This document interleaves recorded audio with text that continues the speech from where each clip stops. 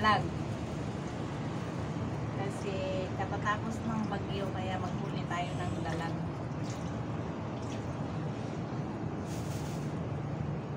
Uulan pa rin, mga 2 araw pa siguro uulan pa.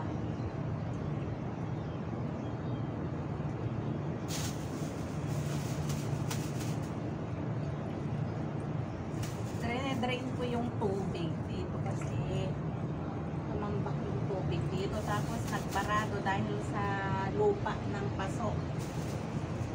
Yung lupa ng paso kasi ayan, kaya bumara siya.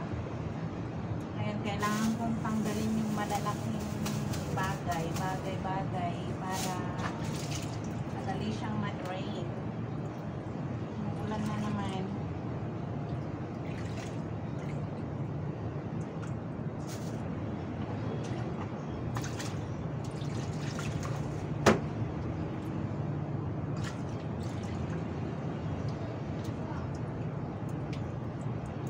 Thank you so much. Bye!